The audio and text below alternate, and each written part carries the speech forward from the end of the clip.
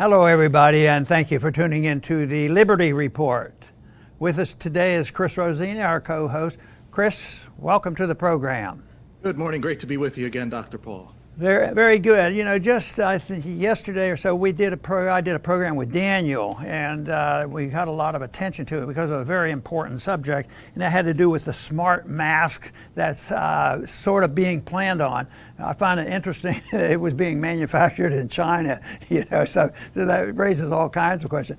Anyway, something that goes along with that is surveillance that we want to talk about, and that is the subject of the cashless society. And I can remember, Chris, when the first time I really thought about this seriously was way back in the 70s. I had a sort of like a debate with somebody on a radio program who was really, really pushing it. And the surprising thing to me, he was very frank about it. He says, we got to collect the taxes. He says, people aren't paying enough taxes. We got to make sure that they don't hide their income, and we have to make sure that they, pay their sales taxes. And I think that's one of the biggest things for having a cashless society. But it raises a lot of questions, and I know you've looked into this, Chris, and they give all kinds of reasons. The justification is always for the benefit, make it convenient, protect you from criminals and whatnot. So they go over and over again. But I do believe what this individual, that's probably 40 years ago, said we have to have a cashless society because our job is to collect more revenue. And that sounds like a government person. He wasn't in government, but he was certainly taking that same position. But these ideas have been around for a long time, and the effort for this, I think, is going to continue. And the whole thing is, it is a strike against freedom. It is not pro-liberty. So they might have their real motivation, collecting revenues, and they might tell us it's for other reasons. But we know that there are bad circumstances. Every once in a while you could come up with some good things. I think there is more efficiency. You don't have to wait in lines quite as long. Even the speed of the credit card now is so much better than when they used to have to pull that out in tabs. So if you're in a line at the airport, I noticed the difference, and it didn't talk me into saying, well, we need more of this activity. But cash to me is a symbol that you still are very independent minded. And another thing that I came across that should make people think about this, who most will benefit by this? Well, sometimes it's the very wealthy who are collecting money. They're in the business of money, the banks and all. But which group is going to have the biggest problem? Well, the statistics recently by the FDIC admitted that 25% of the population are either unbanked or underbanked. They don't have a bank and they're not pursuing it, and they're out of it, and they do it for various reasons. And most of the time, it's just too complicated. They don't like to do banking, and a large number actually aren't, privy with the computers. So if you go to a cashless society, you have a lot of people, and guess what? It wouldn't be hard to guess which group that is, and it's usually the people on the margin, poor, middle class, and minorities. They're the ones who have opted out of the system, and most of the time, one of the reasons for them not being out is they don't have enough money. That's always the excuse when you have inflation. You don't have enough money. So if I had a better job, maybe I could use the banking system and all. But anyway, you'll hear a lot of that, but I think it's stirring up. We had this program on, the smart mask and all the things that it can do. And now we're hearing more about having a cashless society, which I think is a bad direction to go in. I agree, Dr. Paul. I would even categorize it as tyranny. If you have one government fiat digital currency and nothing physical that you can possess, because every single transaction, this is why they want to do it, would be monitored. And I could already sense the some of the excuses, well, who cares if they see all my transactions? I'm not doing anything wrong. No. You're not getting off the hook like that. What if, let's say the global experts have you categorized as being overweight and you'd like to go to the Cheesecake Factory? Well, your all digital money, which they are in control of, could be flagged. They can see all of your transactions and you're not eating enough synthetic beef or insect burgers, so they'll flag you. And it would all be done in the name of science. They'll restrict your ability to eat a specific food in the name of science for you.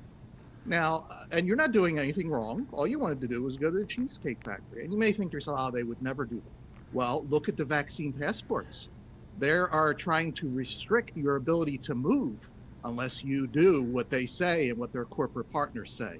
All this is restricting what you can buy unless you do what they say and what their corporate partners say. This would be tyranny and should be resisted just as strongly as those vaccine passports. Under the conditions that we've experienced in this country, even for 50 years, the economy is up and down. We have inflation, we have recessions and all. And I think all that time there's been people somewhere along the way. They will go into the cash community for a very particular reason. It's efficient for them. But there have been times when they try to estimate it can be pretty big. And they see that all as a negative. But others, like myself, when I think in real economic terms, it's a positive in the sense that a lot of trade goes on there. A lot of people who couldn't afford certain things are able to, and they work for cash. They get cash. It's very convenient, and then they pay their bills that way. And most of them, are honest people who pay their bills and try to keep up a credit rating. But it's something that people don't realize, that it serves an economic benefit. But long-term economics indicate that this is really going backwards when you want to go to a cashless society or bartering. It may be showing that it is more efficient than what the government has forced us into, and that will force us into, using the digital currency. That there's more people that say, this is just going backwards, because money originated in the marketplace as a commodity. And it was very, very, bartering is very, very inefficient. But it was the discovery thousands of years ago that money, and principally over the years, it's been gold. Gold being used facilitated trade. And here we are after all this advancement, all this technology, and they want to use the technology to enhance the power and scope of government. At the same time, it took thousands of years to say that the efficiency of using money, even when it just goes to, substitutes for gold and then other substitutes that can be used, and even credit cards, when done honestly, are certainly permissible. So, but right now, what will happen is if they go push more people into a cashless society, it will be, a reversal. It's not exactly the most efficient, but compared to the endurance of putting up with all the regulations. Some of this stuff started in the 70s by changing the rules, and that was when they created FinCEN and these currency transaction reports. And if you had a certain amount, you had to fill out a report, and they had thousands and thousands of reports. They finally decided they were so inefficient, but technology has made this more efficient, and it's helping the government, and they think this is a good thing. But if your purpose is to enhance the government's authority over us, then you might have one idea. But if you happen to think the government should be there to protect our liberties, you wouldn't be endorsing, this whole principle of forcing people to not, prohibiting the people from using cash at all, because cash is the outlet and it should be permissible. It's the way it started. We should ignore it. but there certainly should be a source. Over the years, and even in our country, the most important position that our Constitution took was that you can't counterfeit money, and that only gold and silver could be legal tender. But that was forgotten pretty quickly, and they pay no attention to that. But it is something that is very, very important of the nature of money, and this is what they're doing. They're trying to patch over the problems they created. Along with this always goes wage and price controls, thinking that, well, we're going to control the cash. You mean you let this guy come work and you only paid him $12? Don't you know you have to pay them $15? This sort of thing. Otherwise, the people will be cheated, but otherwise they might not have a job. So it's just the rejection of the notion that the market can operate if you allow it to operate, and the demagogues can play on this, and the people can, people are in trouble because they're running up, the price inflation. The people are hurting, so we have to help the people. And like I said a minute ago. And these controls usually hurt the minority and the poor people the most. Right, Dr. Paul, and you made a great point that I don't think most people realize, that money is a creation of the market. One would think, living in our world, that government tells you what money is, and that's that. Absolutely not.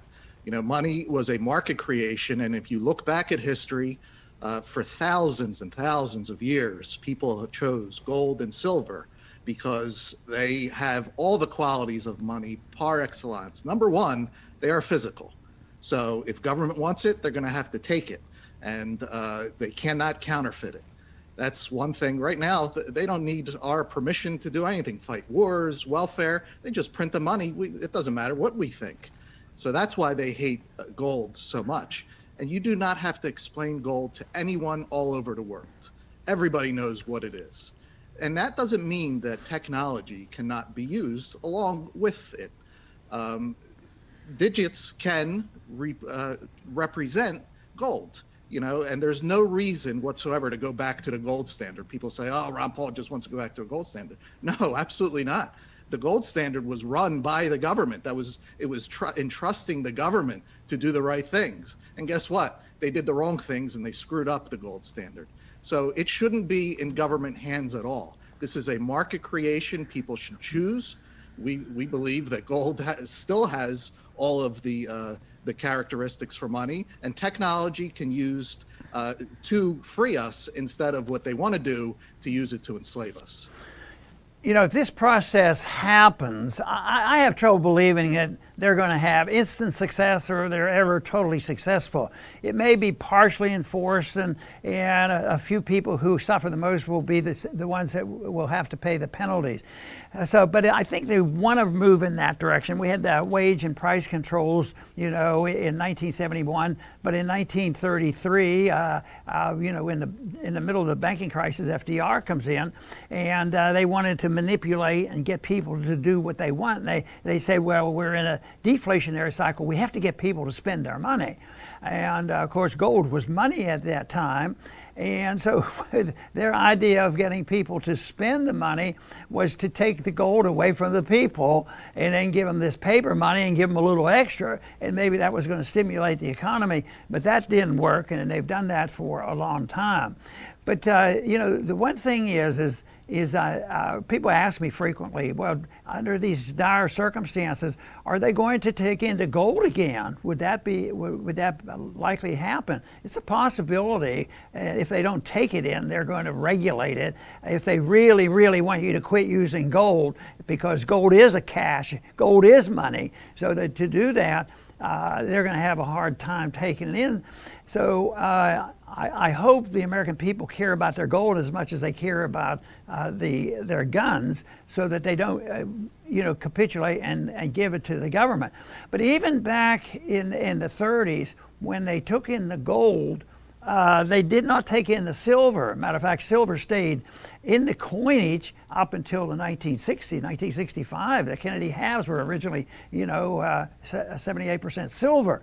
So this was something that might happen again. I think, how are they going to call in all the silver? I mean, you talk about authoritarianism. So that's probably not going to happen. But they still are going to regulate, because right now, I think there is an alternative. Let's say you can't use cash, and people won't have immediately gold coins circulating, because it'll be worth thousands of dollars, and it probably wouldn't be practical. But on the short-term emergencies, the long-term emergencies, and the preparation for more price inflation, which is really stirring right now, I think silver is still a good option, a natural option. Other people believe cryptocurrencies, and Bitcoin can, and I'm not against that. I think it should be permissible as long as there's no fraud involved, and hopefully the government can't control it. But I have a little trouble believing the government isn't capable of regulating cryptocurrencies every bit as much as what they did with gold. But I want to tell people exactly, after many years of thinking about that, what my favorite coin is. Now, doesn't mean that I'm making a sales pitch. It's something I just, have decided that it's a beautiful coin. I had a little bit to do by getting silver and gold mintage back in circulation back in the 80s. And my favorite coin, in a practical sense, is the silver ounce, the silver eagle. I think it's a beautiful coin, and it will protect about runaway inflation, but it might be something that could be traded more sensibly. But the irony of all this, if they don't take it in, the coin says it's legal tender under the law. It's legal tender for $1, which doesn't make any sense. Nobody's going to exchange it. The same way with the gold eagles. They have legal tender status, for a certain amount of dollars. So that won't happen. But in a way, if you listen to the government, they have a law that says the silver ounce is $1. Well, people have tried to use it for tax purposes as $1, which should be the logical sequence of it. If the government minted it and they said it's worth $1 and you use it for legal tender, that of course would reduce taxes on it.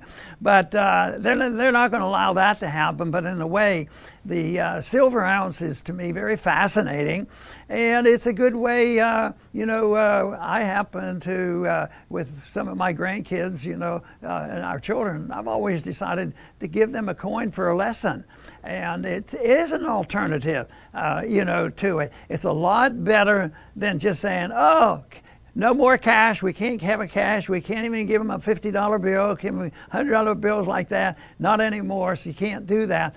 But I think that there's ways that will be protected. And there will, if it goes to the extreme and the government just loses its mind, which is always capable, then there will be a lot of bartering, and I think old silver coins will come out, gold coins will come out, and just hopefully that they are sensible enough not to think that they're going to arrest a couple million people every day trying to say, oh, he used a silver dollar and we can't have that happen.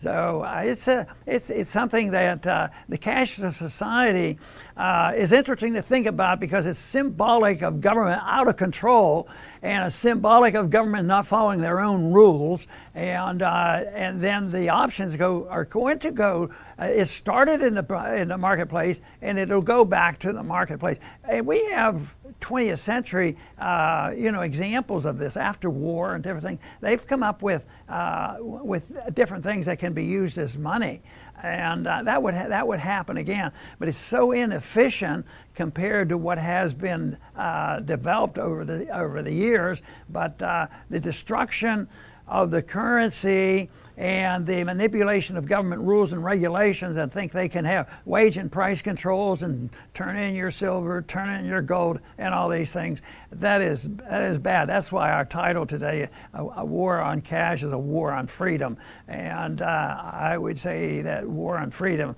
is our number one purpose for trying to give a good program every day about what's happening in our country and what kind of insults to our liberty occur every day by our government.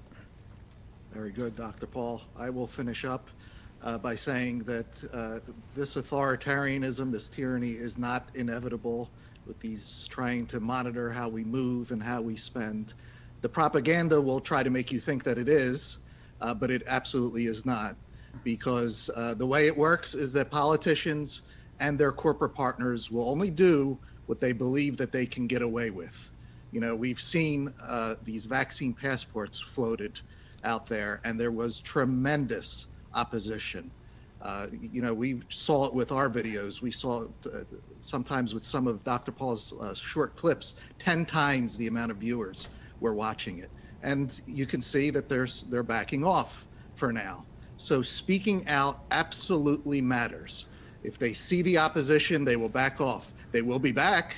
They will look for another angle to get these vaccine passports through, but we must always persistently make sure that that angle is always cut off by speaking out. And the same must go for this digital Fed coin, whatever they want to call it, we have absolutely no control over our money.